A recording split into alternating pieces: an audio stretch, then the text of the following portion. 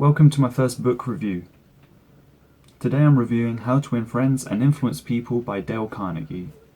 Right now on the screen you will find each part of the book with their respective chapters. I will be recounting some stories from the book and providing some of my own insights, so feel free to pause and select any timestamp that you would consider interesting. Don't criticize, condemn, or complain. Criticisms are like homing pigeons, they always return home.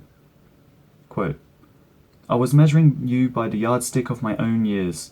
This is something that everyone does without realizing, especially parents. Once I did bad, and that I heard ever. Twice I did good, but that I heard never. Give honest and sincere appreciation. Quote, I shall pass this way but once. Any good, therefore, that I can do, or any kindness that I can show to another human being, let me do it now. Let me not defer nor neglect it, for I shall not pass this way again. Another quote, every man I meet is my superior in some way, in that I can learn from him. Arouse in the other person an eager want. Dale Carnegie was going to present at a hotel with hundreds of guests invited, but the manager of the hotel demanded a 3 times increase in the cost of the hotel's venue, which he could not afford, so he spoke with the manager. I was a bit shocked when I got your letter, I said, but I don't blame you at all. If I had been in your position, I should probably have written a similar letter myself. Your duty as the manager of the hotel is to make all the profit possible. Now, let's take a piece of paper and write down the advantages and the disadvantages that will accrue to you if you insist on this increase in rent. I then took a letterhead and ran a line down the center and headed one column advantages and the other column disadvantages. With this, Dale Carnegie managed to get a reduction without saying a word about what he wanted. He talked all the time about what the other person wanted and how he could get it. Quote, if there is one secret to success, it lies in the ability to get the other person's point of view and see things from that person's angle as well as from your own. Become genuinely interested in other people. Quote, when we are interested in others, they are interested in us. Smile. Few quotes. There is nothing either good or bad, said Shakespeare, but thinking makes it so. A man without a smiling face must not open a shop. Remember that a person's name is to that person the sweetest and most important sound in any language. Napoleon's strategy for remembering names was the following. So sorry, I didn't get that name clearly. Then, if it was an unusual name, he would say, how is it spelled? During the conversation, he took the trouble to repeat the name several times and tried to associate it in his mind with the person's features, expression, and general appearance. If the person was someone of importance, Napoleon went to even further pains.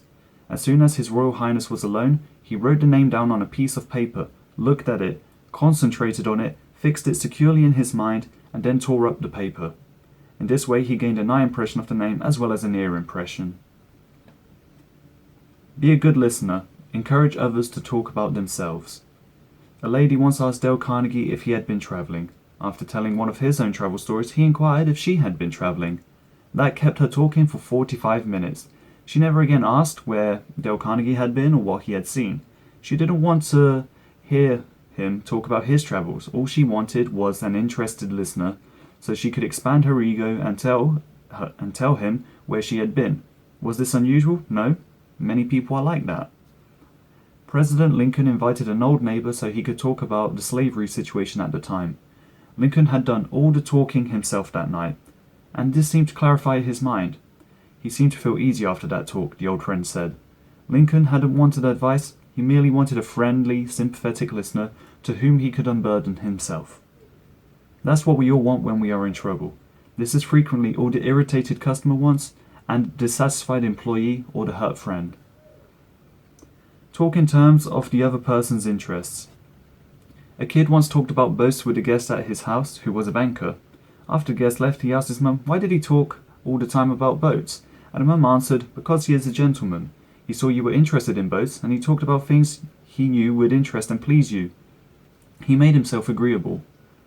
Quote, yet, I know if I hadn't found out what he was interested in and got him warmed up first, I wouldn't have had 1/10 as easy an approach.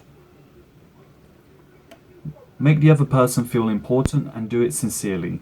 The law is this: always make the other person feel important. The only way to get the best of an argument is to avoid it. For me, this is the most insightful chapter from the book. There is only one way under high heaven to get the best of an argument, and that is to avoid it. 9 times out of 10, an argument ends with each of the contestants more firmly convinced than ever that he is absolutely right. Which would you rather have, an academic, theatrical victory or a person's goodwill? You can seldom have both. Buddha said, "Hatred is never ended by hatred, but by love. And a misunderstanding is never ended by an argument, but by tact, diplomacy, conciliation, and a sympathetic desire to see the other person's viewpoint." Distrust your first instinctive impression. Our first natural reaction in a disagreeable situation is to be defensive. Be careful. Keep calm and watch out for your first reaction. It may be you at your worst, not your best. Control your temper. Remember, you can measure the size of a person by what makes him or her angry. Listen first. Give your opponents a chance to talk. Let them finish. Do not resist, defend, or debate. This only raises barriers. Try to build bridges of understanding. Don't build higher barriers of misunderstanding. Look for areas of agreement. When you have heard your opponent out, dwell first on their points and the areas which you agree. Be honest. Look for areas where you can admit error and say so. Apologize for your mistakes. It will help disarm your opponent and reduce defensiveness. Promise to think over your opponent's ideas and study them carefully. And mean it. Your opponent may be right. It is a lot easier at this stage to agree and to think about their points. Thank your opponent sincerely for their interest. Anyone who takes the time to disagree with you is interested in the same thing as you.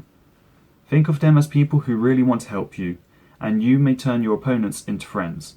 Postpone action to give both sides time to think through the problem. Show respect for the other person's opinions. Never say you're wrong. This was another very important chapter for me in this book. Over 300 years ago, Galileo said, "You cannot teach a man anything, you can only help him to find it within himself." Socrates said repeatedly to his followers in Athens, "One thing only I know, and that is, I know nothing." Well, I can't hope to be any smarter than Socrates, so I've quit telling people they are wrong, and I find that it pays. Say this, "Well, now look, I thought otherwise, but I may be wrong. I frequently am, and if I am wrong, I want to be put right. Let's examine the facts." You will never get into trouble by admitting that you are wrong. This will stop all arguments and inspire your opponent to be just and fair and open and as broad-minded as you. It will make him want to admit, too, that he may be wrong. "I made it a rule," said Benjamin Franklin, "to forbear all direct contradiction to the sentiment of others and all positive assertions of my own.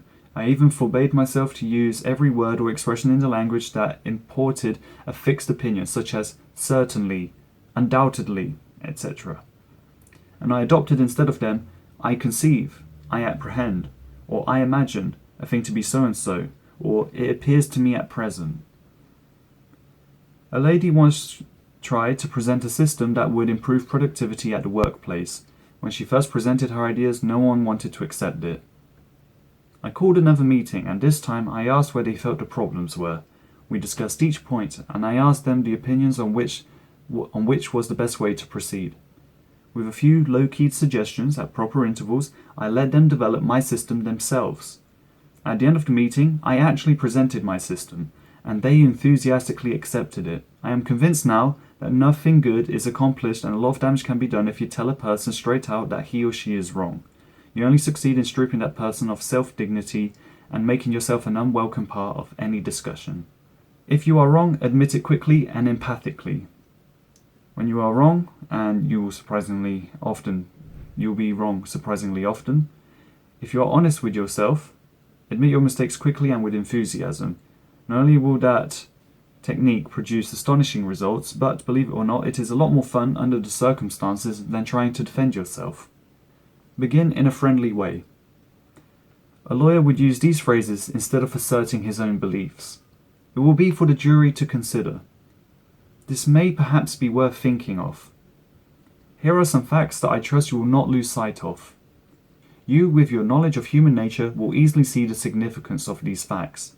No bulldozing, no high-pressure methods, no attempt to force his opinions on others.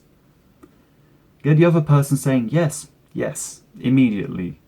A skillful speaker gets, at the outset, a number of yes responses. This sets the psychological process of the listeners moving in an affirmative direction. The Socratic method was based upon getting a yes-yes response. Socrates asked different questions with which his opponents would have to agree. He kept on winning one admission after another until he had an armful of yeses. He kept on asking questions until finally, without realizing it, his opponents found themselves embracing a conclusion they would have bitterly denied a few minutes previously. Let the other person do a great deal of the talking. If you disagree with them, you may be tempted to interrupt, but don't. It is dangerous. They won't pay attention to you while they still have a lot of ideas of their own crying for expression. So listen patiently and with an open mind, be sincere about it, and encourage them to express their ideas fully. Let the other person feel that the idea is his or hers. Don't you have much more faith in ideas that you discover for yourself than in ideas that were handed to you on a silver platter? If so, isn't it bad judgment to try and ram your opinion down other people's throat? Isn't it wiser to make suggestions and let the other person think out their conclusion? Quote, "In every work of genius we recognize our own rejected thoughts. They come back to us with a certain alienated majesty. Try honestly to see things from the other person's point of view. Stop a minute to contrast your keen interest in your own affairs with your mild concern about anything else. Realize then that everybody else in the world feels the exact same way. Success in dealing with people depends on a sympathetic grasp of the other person's viewpoint. Cooperativeness in conversation is achieved when you show that you consider the other person's ideas and feelings as important as your own. Pause and close your eyes and try to think the whole thing through from another person's point of view. Be sympathetic with the other person's ideas and desires. I don't blame you one iota for feeling as you do. If I were you, I would undoubtedly feel just as you do." Because I had apologized and sympathized with her point of view, she began apologizing and sympathizing with my point of view. I had the satisfaction of controlling my temper and the satisfaction of returning kindness for an insult. Appeal to the nobler motives. A person usually has two reasons for doing a thing, one that sounds good and a real one.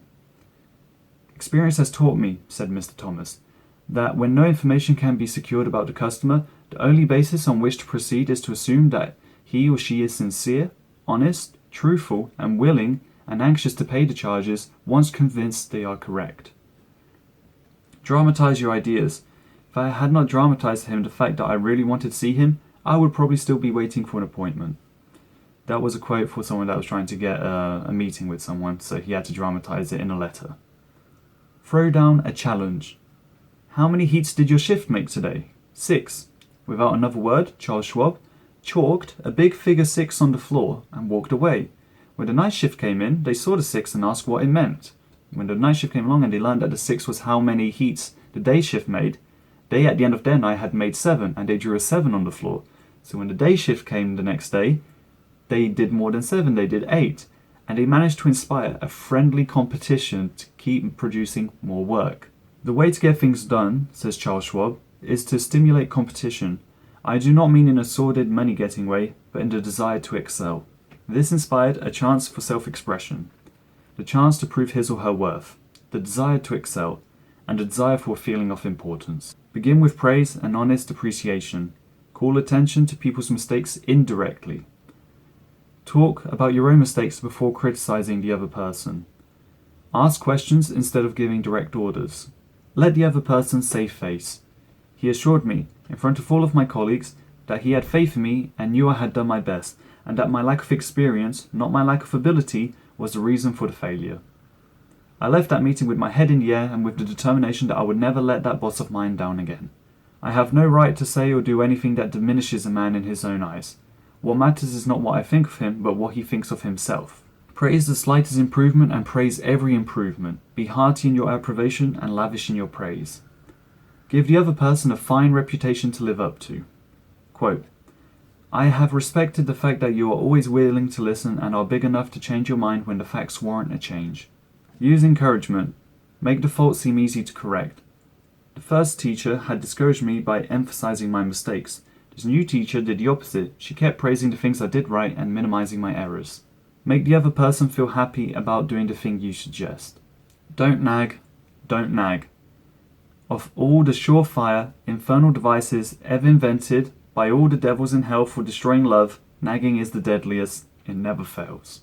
Don't try to make your partner over. Success in marriage is much more than a matter of finding the right person. More importantly, it's also a matter of being the right person. Don't criticize. Give honest appreciation. Pay little attentions. Quote, "'Tis not love's going hurt by days, but that it went in little ways." Be courteous. Rudeness is the cancer that devours love. Read a good book on the sexual side of marriage. Failure in marriage is usually due to 4 causes. 1. Sexual maladjustment. 2. Difference of opinion as of the way of spending leisure time. 3. Financial difficulties. And 4. Mental, physical, or emotional abnormalities. This book taught me many things that I already knew to be true, but I had never put it together in a sentence before. The most important thing I learned from reading this book was how to have a conversation, by paying attention and sympathizing with the other person's view before relating my own thoughts and feelings. Alright, thanks for watching.